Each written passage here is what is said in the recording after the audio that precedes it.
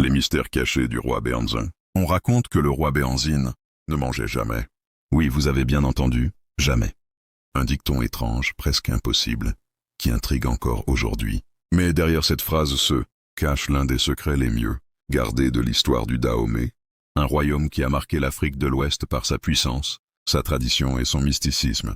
Et ce dicton n'est que la porte d'entrée d'un univers rempli de mystères et de vérités, caché sur le dernier roi indépendant du Dahomey.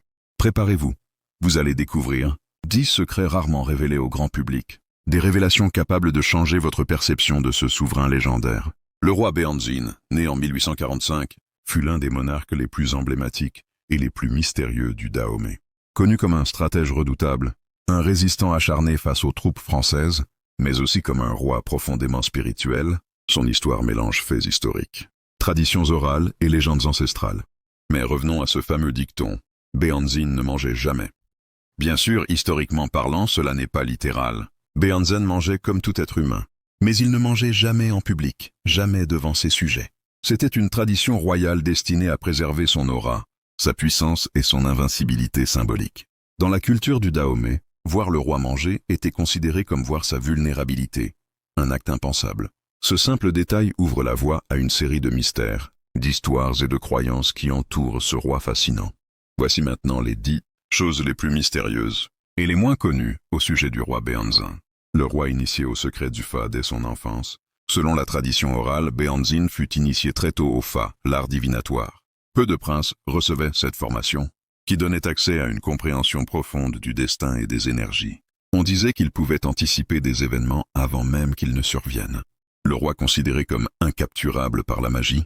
Pendant les guerres contre les Français, plusieurs soldats juraient avoir vu Béhanzin disparaître comme par enchantement. Les guerriers du Dahomey affirmaient qu'il possédait des protections vaudounes qui troublaient la vue de ses ennemis. Pour certains, il était littéralement impossible à viser ou à toucher. Une voix décrite comme non humaine. Les rares témoins européens qui l'ont rencontré disaient que sa voix était incroyablement grave, presque animale. Une voix capable de galvaniser toute une armée, simplement par sa puissance vibratoire.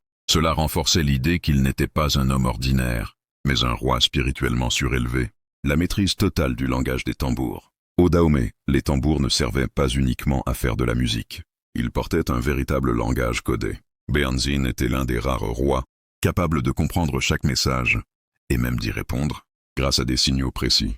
Un pouvoir qui lui permettait d'être informé en permanence, où qu'il se trouvait. Le roi protégé par un requin mystique. Béhanzin portait le titre de l'enfant du requin, symbole d'un lien spirituel extrêmement puissant. La tradition raconte qu'un requin invisible le protégeait en permanence, repoussant toute énergie négative ou attaque spirituelle. Même dans les endroits éloignés de la mer, ce compagnon mystique était censé veiller sur lui. Une prédiction troublante de la chute du Dahomey. Des années avant l'invasion, Béhanzin aurait déclaré « Les armes du fer blanc viendront balayer la terre ». Cette phrase mystérieuse est, aujourd'hui, interprétée comme une prédiction de l'arrivée des fusils modernes et de la puissance militaire française. Une vision qui, selon certains, lui aurait été révélée par les esprits du Fa.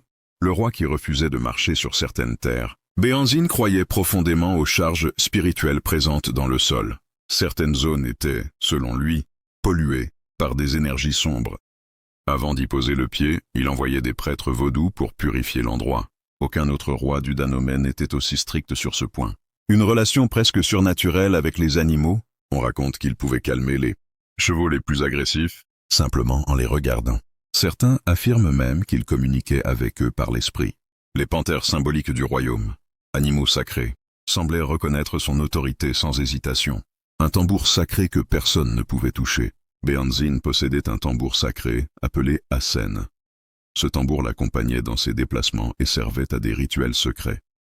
Il était si sacré que même les princes, les généraux et les prêtres n'avaient pas le droit de le toucher. Seul un initié spécialisé pouvait l'approcher. La croyance qu'il reviendrait après sa mort, avant son exil, Béhanzin aurait dit « Quand les étrangers partiront, je reviendrai protéger ma terre ». Pour beaucoup, ce n'était pas une simple métaphore. Certaines personnes affirment encore aujourd'hui ressentir sa présence dans des rêves, des visions ou des cérémonies vaudounes.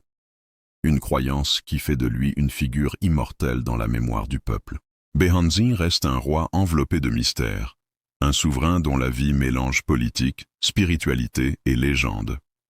Son histoire nous rappelle la profondeur des traditions africaines et la force des royaumes qui ont existé bien avant la colonisation.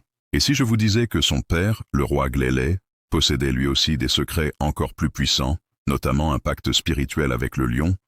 Aimeriez-vous découvrir cette histoire dans la prochaine vidéo? Si oui, dites-le dans les commentaires. L'histoire des royaumes africains est vaste, riche et pleine de mystères que nous n'avons pas encore révélés. À très bientôt pour un nouveau voyage au cœur de l'Afrique royale.